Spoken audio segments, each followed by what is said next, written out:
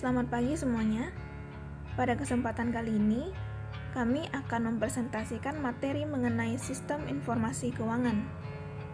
Presentasi ini akan dibawakan oleh anggota kelompok kami, yaitu Crescentia, Maria Florida Indah Purnamasari, Nadia Stefani, Fedi, dan Vivi Lorencia.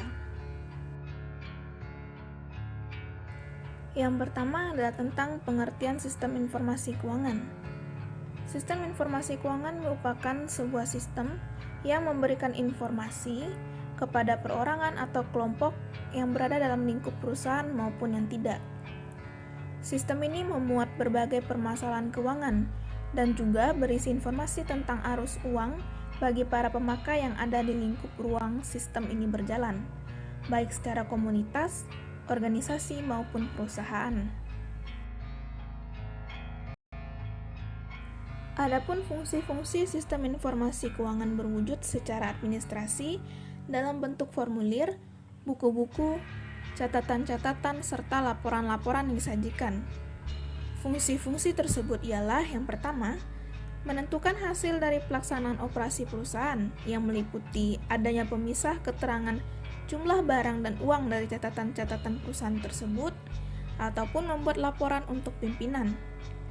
Yang kedua, dapat mengikuti jalannya kas dan utang perusahaan, meliputi pemeliharaan bermacam buku, dan juga rekening berupa kas dan lain-lain. Yang ketiga, mempermudah perencanaan kegiatan-kegiatan perusahaan sebagai tindak lanjut dari pelaksanaan dan perbaikan dari planning lainnya. Sistem informasi keuangan juga memiliki 3 tugas pokok. Yang pertama, untuk mengidentifikasi kebutuhan dana yang akan datang. Yang kedua, membantu perolehan dana. Dan yang ketiga, untuk mengontrol penggunaan dana. Berikutnya yaitu bentuk sistem informasi keuangan. Sistem informasi keuangan memiliki bentuk yang dapat disajikan untuk dipahami sesuai dengan tujuannya. Seperti bentuk sistem informasi keuangan yang pertama yaitu laporan khusus. Laporan khusus merupakan laporan yang dibuat atas dasar adanya keperluan yang mendesak maupun laporan yang dibuat yang berhubungan dengan hal yang sangat penting atau luar biasa ataupun khusus. Contoh dari laporan khusus misalnya seperti laporan kecelakaan dan jawaban atas database query. Laporan khusus sendiri memiliki ciri kekinian yang umumnya tidak terdapat di dalam laporan periodik. Kemudian bentuk sistem informasi keuangan yang kedua yaitu laporan periodik. Laporan periodik merupakan laporan yang disiapkan secara rutin dalam suatu periode tertentu. Contoh dari laporan periodik sendiri misalnya yaitu laporan harian, laporan mingguan, laporan bulanan, maupun laporan tahunan. Selanjutnya yaitu bentuk sistem informasi keuangan yang ketiga yaitu hasil simulasi matematis. Simulasi matematis di sini merupakan simulasi yang meniru sistem dengan model matematik untuk mendapatkan ciri operasi sistem melalui suatu eksperimen. Namun apabila eksperimen ini dilakukan berulang-ulang, maka untuk mempermudah dan mempercepat penyelesaian hitungannya dapat digunakan dengan bantuan komputer. Berikutnya yaitu bentuk sistem informasi keuangan yang keempat, yaitu saran dari sistem pakar. Sistem pakar di sini merupakan suatu program komputer atau sistem informasi yang mengandung beberapa pengetahuan dari satu atau lebih pakar manusia terkait suatu bidang yang cenderung spesifik. Sedangkan pakar yang dimaksudkan di sini merupakan seseorang yang memiliki keahlian khusus di bidangnya masing-masing. Contohnya seperti dokter, psikolog, mekanik, dan lain sebagainya. Perangkat lunak ini pertama kali dikembangkan oleh periset program kecerdasan buatan atau AI sekitar tahun 1960-an dan 1970-an, serta baru diterapkan pada tahun 1980-an. Sistem Pakar sendiri memiliki kemampuan untuk merekomendasikan rangkaian tindakan atau behavior pengguna yang dapat menjalankan sistem koreksi yang tepat dan juga akurat. Sistem ini juga memanfaatkan kapabilitas proses penalaran untuk dapat mencapai hasil kesimpulan berdasarkan pada data dan juga fakta yang sudah ada. Bentuk sistem informasi keuangan yang terakhir yaitu komunikasi elektronik. Komunikasi elektronik merupakan komunikasi yang bukan handwritten atau percakapan face to face, karena komunikasi elektronik di sini terjadi melalui email, electronic bulletin, voicemail, fax, atau media komunikasi lainnya. Komunikasi elektronik tidak terbatas hanya pada komunikasi antara person to person, tetapi juga person to system ataupun system to person. Kemudian ada beberapa bentuk komunikasi elektronik yang sudah sangat kita kenal dan bahkan sudah sangat sering kita gunakan setiap harinya.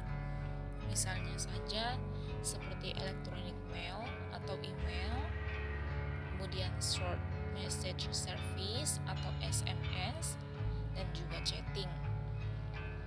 Maka dengan begitu, sistem ini akan mempermudah dalam memenuhi kebutuhan manajer maupun berbagai elemen dalam lingkungan perusahaan atas informasi yang menjelaskan status keuangan perusahaan. Selanjutnya yaitu sifat sistem informasi keuangan. Sifat-sifat yang terkandung di dalam sistem informasi keuangan haruslah mengacu pada beberapa komponen-komponen, di antaranya yang pertama yaitu bahwa sistem informasi keuangan harus relevan dan materialitas. Yang dimaksud dengan relevan di sini yaitu bahwa informasi yang digunakan harus benar-benar terjadi terkait dengan peristiwa ataupun keadaan masa lalu dan masa kini yang berhubungan dengan informasi yang dibutuhkan guna meramalkan ataupun memproyeksikan suatu kejadian ataupun peristiwa pada waktu yang akan datang. Sedangkan materialitas merupakan karakteristik kualitatif selanjutnya yang terdapat di dalam laporan keuangan. Materialitas sendiri dijadikan sebagai suatu tolak ukur apakah suatu informasi bisa dianggap relevan atau tidak. Suatu informasi akan dianggap material ataupun signifikan apabila suatu kesalahan, baik kesalahan penyajian ataupun kesalahan dalam mencantumkan informasi, bisa mempengaruhi keputusan ekonomi pada pengguna informasi laporan keuangan, atau dengan kata lain, mampu menyesatkan proses pengambilan keputusan. Kemudian yang kedua yaitu bahwa sistem informasi keuangan harus formal dan substansi. Formal di sini artinya sesuai dengan peraturan yang valid dan juga sah. Sedangkan substansi dapat dilihat sebagai sesuatu atau lebih tepatnya fondasi dari suatu hal. Yang ketiga yaitu bahwa sistem informasi keuangan harus dapat dipercaya. Dapat dipercaya di sini artinya bahwa sesuatu hal tersebut sudah diyakini dan sudah disertai dengan adanya bukti yang nyata. Kemudian yang keempat yaitu bahwa sistem informasi keuangan harus bebas dari bias. Bebas dari bias di sini artinya bahwa laporan keuangan harus bebas dari adanya kemungkinan penyimpangan dalam berpikir yang cenderung mengalami kesalahan. Hal ini dikarenakan kondisi bias tersebut secara perlahan akan mempengaruhi penilaian serta keputusan dari seorang individu saat hendak memutuskan sesuatu hal. Yang kelima yaitu bahwa sistem informasi keuangan harus dapat dibandingkan. Dapat dibandingkan di sini maksudnya adalah bahwa informasi yang terkandung dalam laporan keuangan akan lebih berguna jika dapat dibandingkan dengan laporan keuangan periode sebelumnya ataupun laporan keuangan entitas lain pada umumnya. Karakteristik ini bertujuan untuk membandingkan laporan keuangan perusahaan antar periode, juga untuk mengidentifikasi kecenderungan posisi dan kinerja keuangan, kemudian untuk mengevaluasi posisi keuangan, kinerja, dan perubahan posisi keuangan secara relatif, atau membandingkan laporan keuangan dengan periode yang lampau, serta pula untuk dapat dijadikan sebagai acuan dalam penyusunan laporan keuangan sehingga dapat menentukan kebijakan-kebijakan akuntansi dalam periode selanjutnya. Yang keenam yaitu bahwa sistem informasi keuangan haruslah konsisten. Konsisten di sini artinya bahwa laporan keuangan tersebut tidak berubah, baik prosedur, metode, ataupun kebijakan yang diterapkan oleh perusahaan. Hal ini supaya memudahkan pihak perusahaan untuk dapat melihat dan membandingkan laporan keuangan yang dihasilkan pada beberapa periode sebelumnya. Kemudian yang terakhir yaitu bahwa sistem informasi keuangan harus mudah dipahami. Di sini maksudnya adalah bahwa pengguna diasumsikan memiliki pengetahuan yang memadai mengenai aktivitas ekonomi dan bisnis, akuntansi, serta kemauan untuk mempelajari informasi tersebut dengan ketekunan yang wajar. Apabila pengguna laporan keuangan dapat mengerti semua informasi yang disajikan, maka informasi tersebut dapat dikatakan bisa dipahami dan dimengerti. Selanjutnya yaitu tujuan sistem informasi keuangan. Tujuan dalam sistem informasi keuangan dapat dijelaskan menjadi 3 bagian pokok. Antara lain yang pertama adalah dapat memenuhi prinsip cepat. Sistem yang disusun harus memenuhi prinsip cepat. Maksudnya di sini adalah bahwa standar akuntansi keuangan harus dapat menyediakan data atau informasi yang diperlukan dengan cepat dan tepat waktu. Selain itu, sistem informasi keuangan juga harus dapat meningkatkan kualitas dari informasi.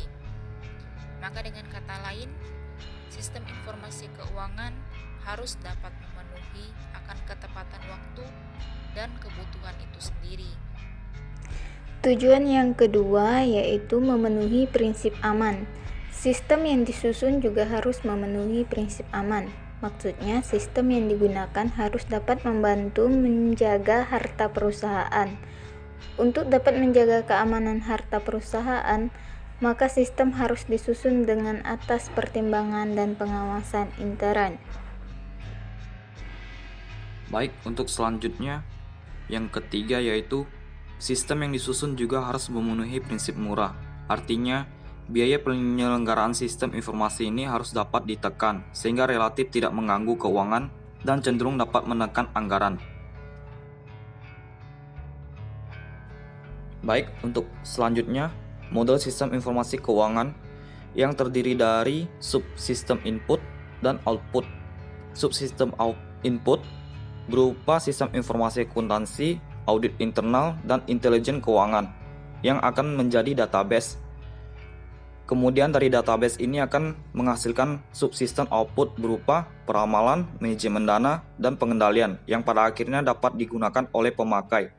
Adapun model-model yang terkandung dalam sistem informasi keuangan ada beberapa berikut diantaranya. Yang pertama, subsistem input keuangan.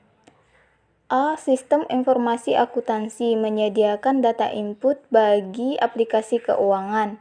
B. Subsistem audit internal membantu SIA dalam menyediakan data dan informasi internal dengan penelitian khusus yang dilakukan auditor terkenal. Yang C. Subsistem intelijen keuangan mengumpulkan informasi dari elemen-elemen lingkungan yang mempengaruhi arus uang masyarakat, pemegang saham, serta pemilik dan pemerintah. 2. Subsistem output keuangan. A. Sistem prediksi melakukan prediksi jangka panjang antara 5 hingga 10 tahun ke depan untuk menyediakan dasar bagi perencanaan dasar dalam perencanaan strategis. B. Subsistem manajemen data berkaitan dengan arus uang melalui perusahaan. Yang C. Pengendalian menyiapkan anggaran operasi tahunan dan kemudian menyediakan informasi sebagai umpan balik bagi manajer sehingga mereka dapat memantau biaya aktual berbanding dengan anggaran. Cakupan sistem informasi keuangan. Yang pertama, ruang lingkup implementasi aplikasi Kompak. Di bagian akuntansi atau pembukuan yang meliputi pencatatan dan pengolahan data atas transaksi keuangan yang meliputi penjurnalan, posting, hingga menghasilkan laporan keuangan perusahaan atau biasa dikenal dengan istilah General Ledger System. Yang kedua, ruang lingkup sistem informasi aktiva, baik aktiva tetap maupun persediaan, mulai dari mutasi penambahan dan pengurangan pada aktiva tetap dalam persediaan hingga perhitungan penyusutan dan nilai buku aktiva tetap. Dan yang terakhir, ruang lingkup implementasi billing system, pengkomputerisasian yang terdiri dari beberapa subsistem, diantaranya subsistem penyambungan baru, subsistem administrasi rekening, subsistem pelayanan pelanggan, dan subsistem penagihan dan penerimaan kas.